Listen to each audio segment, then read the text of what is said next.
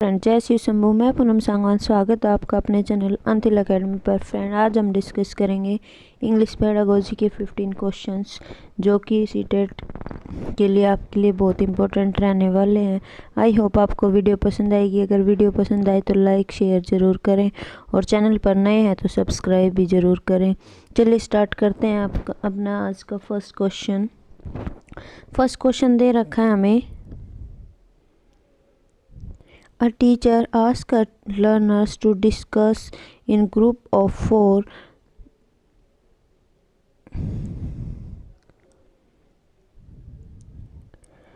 jot down ideas and then develop them and outline to write a paragraph. Learners then edit the paragraphs into a final draft. Which strategies of writing does the teacher follow here? तो हमें बताने कि यहाँ पर जो teacher है वो कौन सी स्ट्रेटजी को फॉलो कर रही है। तो यहाँ पर कौन सी स्ट्रेटजी होगी? ऑप्शन देखिए, group work, process work approach, product approach, discussion method. तो यहाँ पर कौन सी अप्रोच आपकी फ़ॉलो हो रही है? यहाँ पर प्रोसेस अप्रोच आपकी यहाँ पर फॉलो हो रही है। नेक्स्ट क्वेश्चन देखिए, ट्रांजिशनल लिसनिंग आपको नाम से ही पता चल गई होगी, या जिसको हम ट्रांसफ़र लिसनिंग के नाम से भी याद कर लेते हैं। ऑप्शन देखिए क्या दे रखे हैं आपके। Lays emphasis on conveying informations, पर समझ गए होगे आप। Laying emphasis on harmonious communication in the social context, does not require carefully attention to detail and fact. Negative word से ये तो हो नहीं सकता। इज़ इंटरेक्टिव बाय नेचर, ये भी नहीं होगा। और कम्युनिकेशन पर एम्फेसिस किया जाता है, ये भी नहीं होगा। तो बच्चा आपका एक ऑप्शन फर्स्ट, जो ऑप्शन फर्स्ट है वो आपका बिल्कुल ठीक है। नेक्स्ट देखिए, क्लैप स्टैंड फॉर, इसकी फुल फॉर्म बतानी है। ये भी कई बार आपका क्वेश्चन में पूछ लिया जाता है, तो ये आपको लर्न करनी होगी कि इसकी फुल फॉर्म क्या होती है। इसकी फुल फॉर्म होती है कॉग्निटिव एडवांस लैंग्वेज प्रोफेंसीज। देखिए कौन से ऑप्शन में दे रखी है आपकी, cognitively advance language proficiency, option number second. ये तो आपको डायरेक्ट याद ही करनी पड़ेगी, इसमें कोई तुक्केबाजी नहीं चलने वाली। तो ऑप्शन नंबर जो सेकंड है वो आपका बिल्कुल ठीक है। नेक्स्ट क्वेश्चन देखिए, a task in task based language learning means. Option दे रखे हैं। A task in task based language learning, उसका जो मीनिंग है वो क्या होता है? ऑप्शन पढ़िए। An activity where the target language is used by the learner for a communication purpose, a piece of work design by the teacher for language. Teacher, यहाँ पर टीचर को सेंटर में रखा गया, ये नहीं होगा।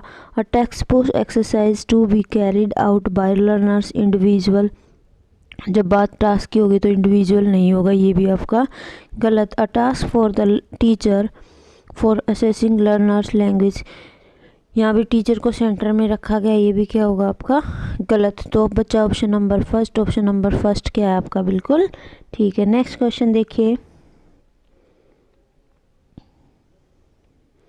According to national curriculum framework 2005 which one of the following is not an objective of the language teaching learning. Not पूछा है, थोड़ा सा ध्यान से पढ़िएगा क्वेश्चन को। ऑप्शन दे रखा है, the competence to understand what one hears. Competence negative word है, कभी भी आपका आंसर नहीं होगा।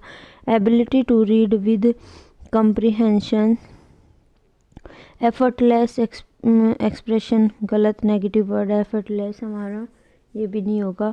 To know the history of language, ये ठीक है कि किसको जानना, लैंग्वेज की हिस्ट्री को जानना हमें चाहिए था। नेगेटिव वर्ड क्या हमें मिल गया। तो ऑप्शन नंबर जो फोर्थ है वो बिल्कुल ठीक है कि 2005 का जो नेशनल करिकुलम था उसमें से ये फॉलो नहीं किया गया। ऑप्शन नंबर फोर्थ है वो आपका बिल्कुल ठीक है। नेक्स्ट देखिए, विच one of the following is not true of language teaching. Language learning के लिए कौन सा ट्रू नहीं है? ऑप्शन देखिए, रीडिंग इज मेकिंग मीनिंग, ठीक है। Grammatical rules are important for learning a language. ये कह रहे हैं कि एक लैंग्वेज को सीखने के लिए जो ग्रामेटिकल रूल होते हैं क्या वो ज़रूरी होते हैं? नहीं। बाकी आगे पढ़िए। Language learning task time, language learning take time, बिल्कुल ठीक है कि किसी भाषा को सीखने में क्या लगता है? टाइम लगता है, ये ठीक है। Language learning needs a context, ये भी ठीक है। तो नेगेटिव क्या है हमारा? ऑप्शन नंबर सेकंड, और सेकंड क्या है? ठीक है। नेक्स्ट क्वेश्चन देखिए।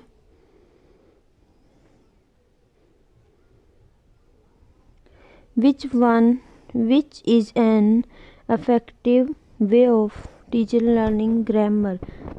इफेक्टिव वे कौन सा होगा टीचर लर्निंग ग्रामर में? ऑप्शन पढ़िए।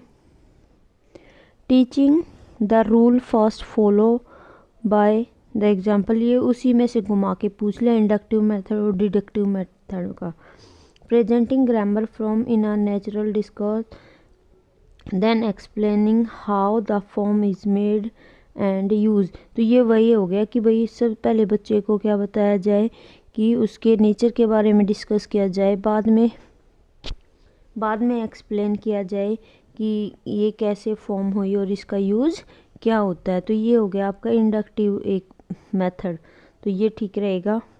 Presenting single sentence example in plenty of way and then explaining the form, ये भी गलत है। Teaching through a typical grammar book, typical grammar book तो यूज़ कर ही नहीं सकते टीचिंग में, ये भी गलत। तो ऑप्शन नंबर जो सेकंड है वो आपका बिल्कुल ठीक है। Next, what status is given to English language in the Indian Constitution? इसमें से भी एक क्वेश्चन आपका ज़रूर आ जाता है कि अकॉर्डिंग टू इंडियन कॉन्स्टिट्यूशन या फिर सेकंड लैंग्वेज है या फर्स्ट लैंग्वेज, इसमें से भी एक क्वेश्चन आपका ज़रूर आता है। तो अगर आपसे पूछ लिया जाए अकॉर्डिंग टू इंडियन कॉन्स्टिट्यूशन, तो इंडियन कॉन्स्टिट्यूशन के द्वारा जो हमारी जो लैंग्वेज इंग्लिश लैंग्वेज है वो कौन सी है? Associate official language. इसको आप शॉर्ट फॉर्म में ऐसे भी याद रख सकते हैं, AOL से, एसोसिएट ऑफिशियल लैंग्वेज। इम्पोर्टेंट है, ये क्वेश्चन पूछ लिया जाता है। या जो आपकी है वो संस्कृत के बारे में पूछ लिया जाता है, वो कौन सी है? तो वो क्या है? मॉडर्न के साथ साथ आपकी कौन सी है? Classical language. ये भी आप याद रख लेना। Next question, a language teacher asks learners to write a paragraph on scarcity of water. Learners gather information from science and social science books and other sources before writing such tasks.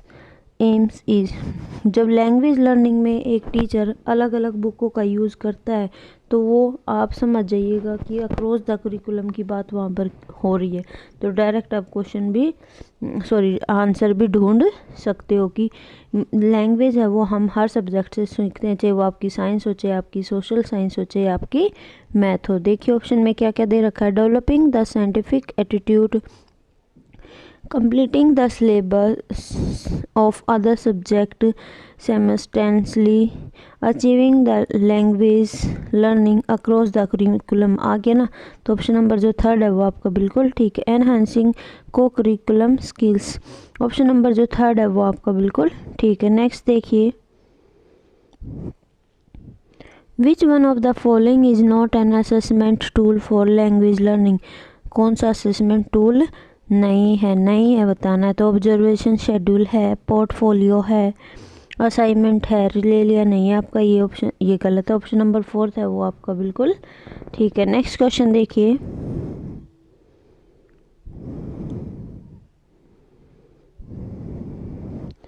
Teaching a novel is promote, option है